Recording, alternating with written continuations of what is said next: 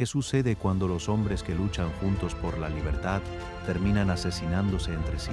La brutal historia real de la Revolución Mexicana comienza en las sombras de un régimen dictatorial que había durado más de 3 décadas. Porfirio Díaz había prometido no reelegirse, pero lo hizo encarcelando a su principal opositor, Francisco Madero. Esto desató una cadena de eventos que llevaría a una guerra civil sangrienta, donde idealistas como Emiliano Zapata y el legendario Pancho Villa se alzarían como campeones del pueblo solo para ser traicionados por sus propios compañeros de causa. Desde el Plan de San Luis hasta la Constitución de 1917, pasando por batallas épicas como la toma de Zacatecas y traiciones devastadoras como el asesinato de Madero a manos de Victoriano Huerta. Esta es la historia de cómo una nación se levantó contra la opresión, pero pagó un precio terrible en sangre y lealtades rotas. Los héroes se convirtieron en mártires y la revolución devoró a sus hijos más brillantes, revelando la compleja naturaleza del poder y la ambición humana. Durante más de 30 años, Porfirio Díaz gobernó México con puño de hierro, manteniendo un control absoluto sobre la política y la economía del país. Su régimen, conocido como el Porfiriato, trajo una modernización superficial con ferrocarriles que cruzaban el territorio y ciudades que imitaban el estilo europeo, pero esta apariencia ocultaba una realidad de desigualdad extrema que hervía bajo la superficie. Millones de campesinos fueron despojados de sus tierras comunales, que fueron entregadas a un puñado de hacendados mexicanos y extranjeros que controlaban la mayor parte de la tierra cultivable. Los peones de las haciendas trabajaban desde el amanecer hasta el anochecer por salarios miserables y se veían atrapados en un sistema de deudas eternas con las tiendas de raya que les impedía escapar de su condición casi esclava. En las minas y fábricas, las condiciones eran igualmente brutales, con jornadas extenuantes y sin derechos laborales de ningún tipo. Cuando los obreros intentaron protestar, como en la huelga de Cananea en 1906 o la de Río Blanco en 1907, el régimen respondió con una represión sangrienta que dejó cientos de muertos y dejó claro que la disidencia no sería tolerada. Esta injusticia social acumulada durante décadas creó un resentimiento profundo en el campo y en las ciudades, donde intelectuales y obreros por igual comenzaban a soñar con un cambio radical. Los hermanos Flores Magón, desde el exilio, difundían ideas libertarias a través de periódicos clandestinos que alimentaban el descontento. En este contexto apareció Francisco Madero, un hombre de familia acomodada, pero con una visión democrática que criticaba abiertamente la reelección indefinida de Díaz. Su libro La sucesión presidencial en 1910 se convirtió en un manifiesto que despertó esperanzas en todo el país. Cuando Díaz rompió su promesa de no reelegirse y mandó a Madero a la cárcel, el descontento explotó. Desde su exilio en Estados Unidos, Madero lanzó el Plan de San Luis Potosí, llamando al pueblo a levantarse en armas el 20 de noviembre de 1910, prometiendo elecciones libres y vagas reformas agrarias. El llamado fue escuchado con fervor en el norte y en el sur,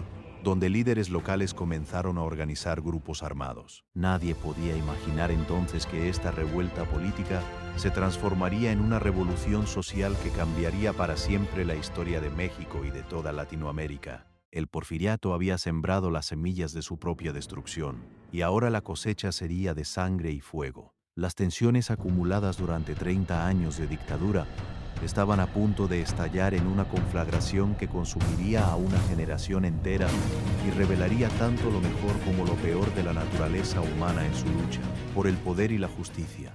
Francisco Madero surgió como la figura central que catalizaría el descontento generalizado en un movimiento armado contra la dictadura. Educado en Europa y con ideas progresistas, Madero creía firmemente en la democracia y en la necesidad de poner fin a la democracia presidencial que había permitido a Porfirio Díaz mantenerse en el poder por más de 3 décadas. Su campaña presidencial en 1910 ganó un apoyo masivo que aterrorizó al régimen. Arrestado bajo cargos falsos, Madero escapó y desde San Luis Potosí, en Estados Unidos, proclamó el Plan de San Luis el 5 de octubre de 1910.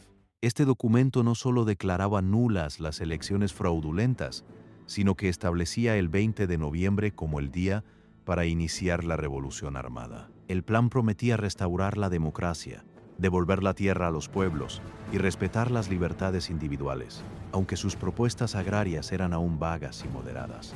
El efecto fue inmediato y explosivo. En todo México, grupos de revolucionarios se alzaron en armas, muchos de ellos campesinos armados con rifles viejos y machetes que veían en Madero la esperanza de un futuro mejor. En el norte, Pascual Orozco y Pancho Villa organizaron fuerzas irregulares que atacaban guarniciones federales con tácticas guerrilleras. En el sur, Emiliano Zapata reunió a miles de campesinos descontentos con la promesa de una verdadera reforma agraria. Las fuerzas de Díaz, aunque mejor equipadas y entrenadas, se vieron abrumadas por la ola de descontento popular. Ciudad tras ciudad cayó en manos de los rebeldes y para mayo de 1911 el dictador se vio forzado a renunciar y exiliarse en Francia. Madero regresó triunfante a la Ciudad de México, donde fue recibido como un héroe y posteriormente elegido presidente en elecciones libres. Sin embargo, su moderación pronto le costaría cara. Madero creía que con la caída de Díaz y la instauración de la democracia, el país podía volver a la normalidad, pero no contaba con las expectativas radicales que su propio movimiento había despertado.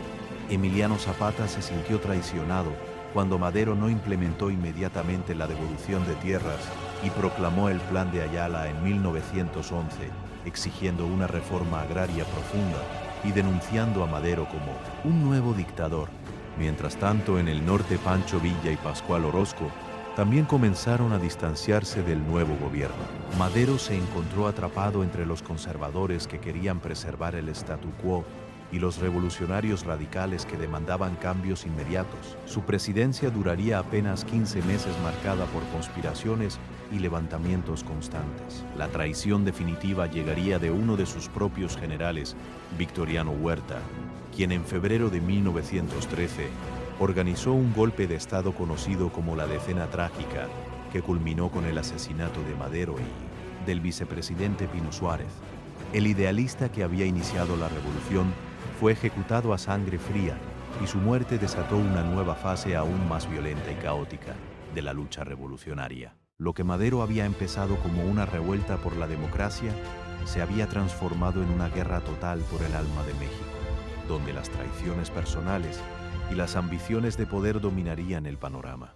Emiliano Zapata emergió del corazón rural de Morelos como el defensor más apasionado de los derechos de los campesinos, y su lema de tierra y libertad se convirtió en el estandarte de la revolución social en el sur de México. Nacido en 1879, en el pueblo de Anenecuilco, Zapata había sido testigo desde joven de cómo las tierras comunales de su comunidad eran arrebatadas por hacendados sin escrúpulos bajo la protección del régimen porfirista. Esta experiencia personal lo convirtió en un líder natural que organizó a los campesinos para resistir pacíficamente al principio, pero cuando la represión aumentó, no dudó en tomar las armas. Cuando Francisco Madero llamó a la revolución, Zapata respondió con entusiasmo, pero pronto se desilusionó con la lentitud de las reformas. En noviembre de 1911, proclamó el Plan de Ayala, uno de los documentos más radicales de la revolución, que demandaba la expropiación inmediata de las tierras de los hacendados y su devolución a los pueblos, indígenas y campesinos. El plan declaraba a Madero incapaz de cumplir las promesas revolucionarias y nombraba a Pascual Orozco como jefe de la revolución, aunque este último pronto se aliaría con otros poderes. Zapata y su ejército libertador del sur controlaron vastas regiones del centro y sur de México, implementando reformas agrarias, donde gobernaban y distribuyendo la tierra entre quienes la trabajaban. Sus tropas eran conocidas por su ferocidad y su lealtad inquebrantable a la causa agraria. Zapata mismo era un hombre de pocas palabras, pero de convicciones profundas, que prefería la vida sencilla del campo a los lujos del poder. Su famoso grito de tierra y libertad resonaba en cada batalla y se convirtió en un símbolo eterno de la lucha por la justicia social en Latinoamérica. Sin embargo, su radicalismo lo convirtió en un enemigo para los líderes más moderados como Venustiano Carranza, quien veía en Zapata una amenaza al orden establecido. Las campañas contra Zapata fueron brutales y prolongadas, con el ejército federal usando tácticas de tierra arrasada para intentar quebrar el apoyo popular al zapatismo. A pesar de las traiciones y los reveses militares, Zapata nunca renunció a sus principios y continuó luchando incluso cuando parecía que la causa estaba perdida. Su integridad contrastaba fuertemente con las ambiciones políticas de otros líderes revolucionarios, y esto lo convirtió en un héroe trágico cuya muerte sería una de las traiciones más cobardes de toda la revolución. La figura de Zapata trasciende su tiempo y su legado de lucha por la tierra sigue inspirando movimientos campesinos hasta el día de hoy en México y en muchos otros países de Latinoamérica donde la desigualdad agraria persiste. Su historia es la de un hombre que luchó no por poder personal, sino por la dignidad de su pueblo y que pagó el precio máximo por sus ideales en una época donde la traición era moneda corriente entre los líderes. Pancho Villa, nacido como Doroteo Arango en 1878, se transformó de bandido legendario en uno de los generales más temidos y carismáticos de la Revolución Mexicana. Su división del norte se convirtió en una fuerza militar formidable, conocida por su movilidad, sus ataques sorpresa y su ferocidad en el combate. Villa había huido a las montañas tras matar al hacendado que había violado a su hermano, y allí aprendió las artes de la guerrilla, que más tarde aplicaría con maestría en la Revolución. Cuando se unió a la causa maderista en 1910, demostró rápidamente su talento militar capturando ciudades y derrotando a fuerzas federales superiores en número. Su victoria más legendaria fue la toma de Zacatecas, en junio de 1914, una batalla épica donde sus tropas superaron defensas casi inexpugnables y causaron miles de bajas al enemigo. Esta victoria fue decisiva para el colapso del régimen de Victoriano Huerta y consolidó a Villa como un héroe popular. La División del Norte llegó a contar con más de 50,000 hombres bien armados y motivados por el carisma de su líder, quien compartía el botín con sus soldados y se preocupaba por el bienestar de las familias de sus combatientes. Villa era un hombre complejo, capaz de gran generosidad y de una violencia brutal. Ejecutaba a sus enemigos sin piedad, pero también establecía escuelas y hospitales en los territorios que controlaba. Su relación con Emiliano Zapata fue de admiración mutua, y ambos intentaron coordinar sus esfuerzos contra los líderes constitucionalistas. Sin embargo, las diferencias estratégicas y personales los separaron de Venustiano Carranza y Álvaro Obregón, quienes veían en Villa una amenaza incontrolable. La audacia de Villa lo llevó incluso a invadir territorio estadounidense en 1916, en respuesta a lo que consideraba traiciones americanas, atacando Columbus en Nuevo México. Esta acción provocó la expedición punitiva del general Pershing, que persiguió a Villa por el norte de México sin lograr capturarlo. La leyenda de Villa creció con cada relato de sus hazañas y sus corridos se cantaban en todo el país, celebrando al Centauro del Norte. Sin embargo, su éxito militar no lo protegió de las traiciones políticas que caracterizaron la revolución.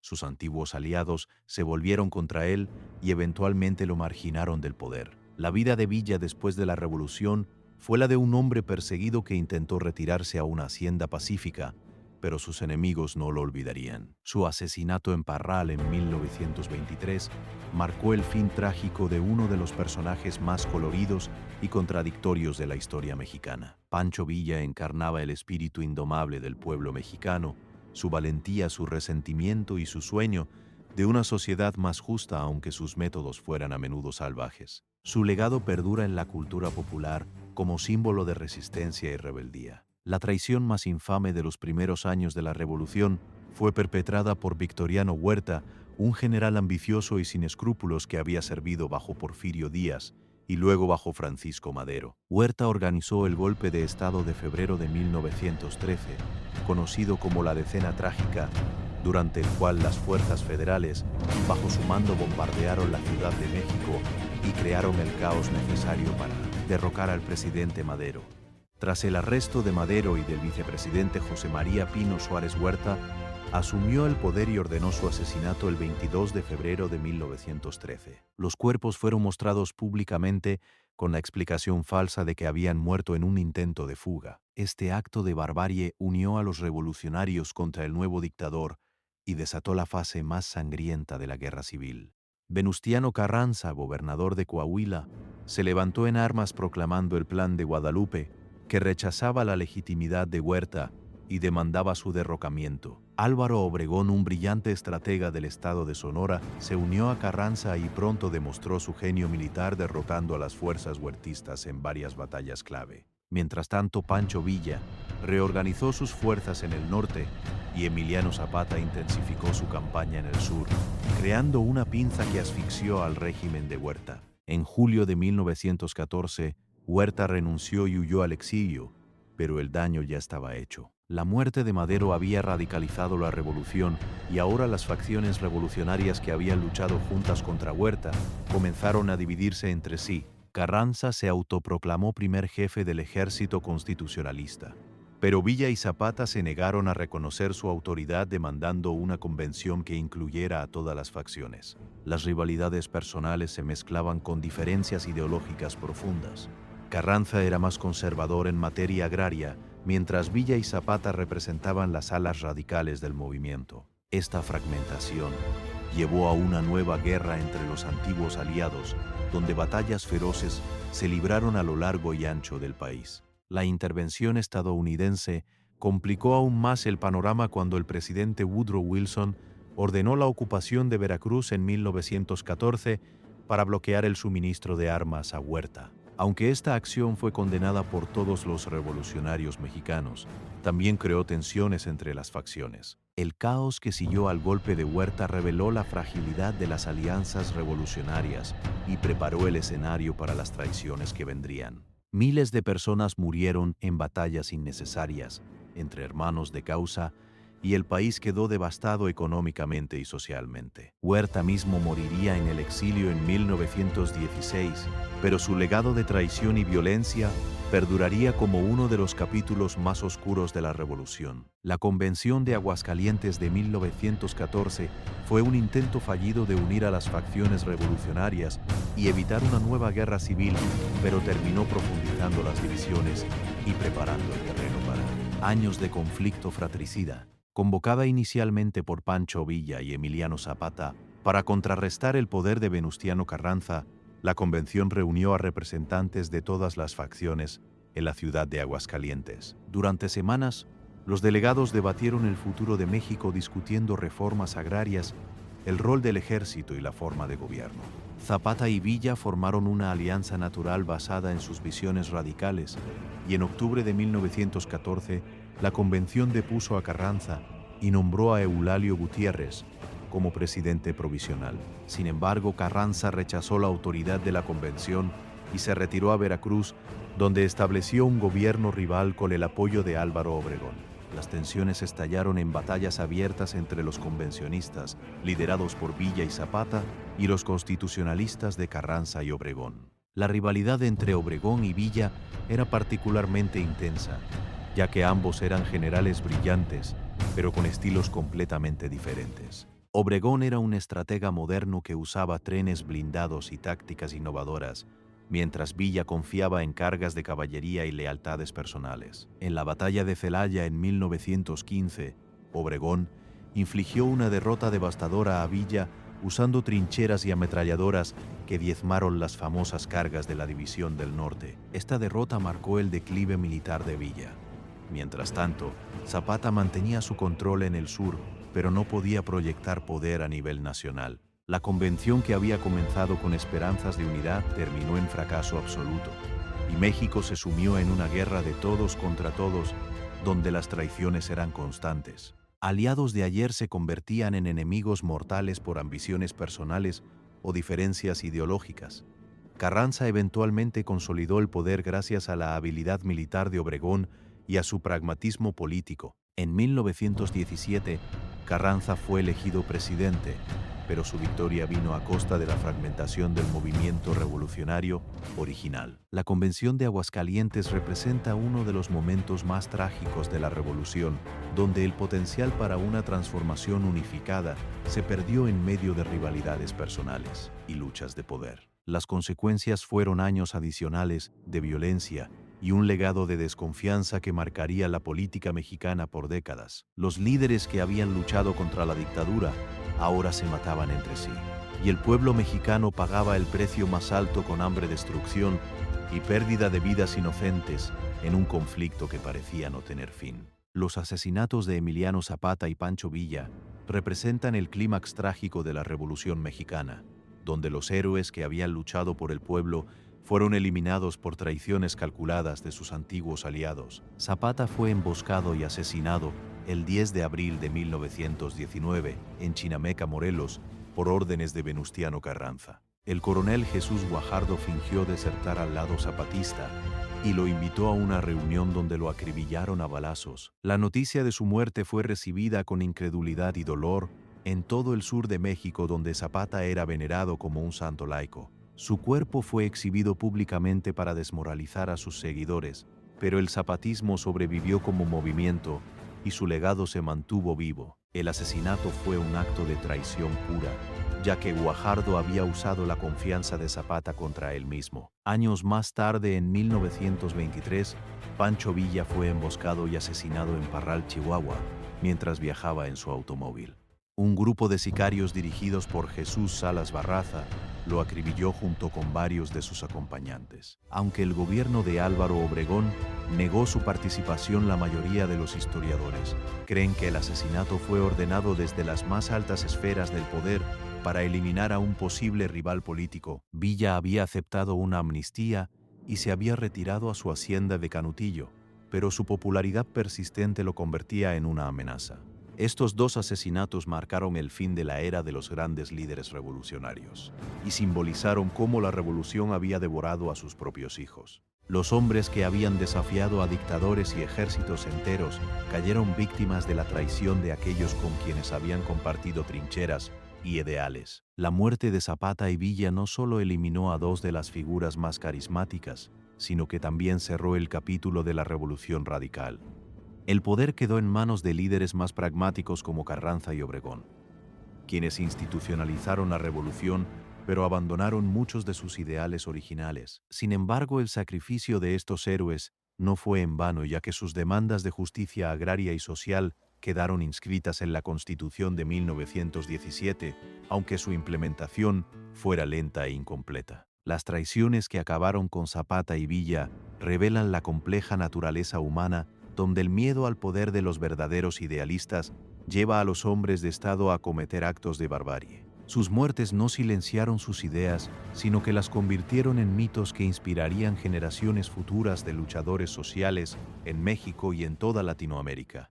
Hoy sus nombres son sinónimo de resistencia, y su memoria se mantiene viva en corridos murales y movimientos contemporáneos que continúan su lucha por tierra y libertad. La Constitución de 1917, promulgada durante el gobierno de Venustiano Carranza, representó el intento de institucionalizar los ideales de la Revolución Mexicana y establecer las bases para un nuevo México. Aunque muchos de sus artículos más progresistas tardarían décadas en implementarse plenamente, este documento histórico incorporaba demandas clave de los diferentes líderes revolucionarios, incluyendo la reforma agraria a través del artículo 27, que declaraba la tierra propiedad de la nación y permitía la expropiación para distribuirla entre los campesinos. El artículo 123 establecía derechos laborales pioneros como la jornada de 8 horas, el derecho a huelga y la protección de las mujeres y niños trabajadores. La Constitución también limitaba el poder de la Iglesia, separando claramente el Estado de la religión, y nacionalizaba los recursos naturales como el petróleo. Aunque Carranza era más moderado que Villa o Zapata, la presión de las facciones radicales y el legado de los mártires forzaron la inclusión de estas reformas sociales. La intervención estadounidense durante la Revolución había incluido la ocupación de Veracruz y el apoyo tácito a algunas facciones, lo que generó un fuerte sentimiento nacionalista que se reflejó en la Carta Magna. Más allá de las batallas, el legado cultural de la Revolución fue inmenso. Los corridos se convirtieron en la voz del pueblo, narrando las hazañas de Villa y Zapata y manteniendo viva su memoria. El muralismo mexicano, liderado por Diego Rivera, David Alfaro Siqueiros y José Clemente Orozco, transformó las paredes de edificios públicos en lienzos que contaban la historia de la lucha de clases y la traición de los ideales revolucionarios. Estas obras artísticas llevaron el mensaje de la revolución a las masas y ayudaron a forjar una nueva identidad mexicana, orgullosa de sus raíces indígenas y mestizas. La Revolución Mexicana inspiró movimientos similares en toda Latinoamérica, desde la Revolución bolchevique en Rusia hasta las luchas anticoloniales en el siglo XX. Líderes como Fidel Castro en Cuba y otros revolucionarios citaron el ejemplo mexicano como prueba de que era posible derrocar dictaduras y implementar reformas sociales profundas. Sin embargo, la revolución también mostró el lado oscuro del poder, donde las traiciones y las purgas entre aliados eran comunes. El México posrevolucionario se convirtió en un estado de partido único, bajo el Partido Revolucionario Institucional, que gobernó durante décadas reclamando el legado de la revolución mientras a menudo traicionaba sus ideales originales. Hoy, a más de un siglo de distancia, la Revolución Mexicana sigue moldeando la identidad nacional y continental. Sus héroes traicionados como Madero, Zapata y Villa nos recuerdan que las revoluciones no solo cambian estructuras políticas, sino que revelan la compleja naturaleza humana, donde el heroísmo y la traición a menudo caminan de la mano. Su legado es un recordatorio eterno de que la lucha por la justicia social es larga y llena de giros inesperados, pero que las ideas de tierra y libertad continúan inspirando a nuevas generaciones.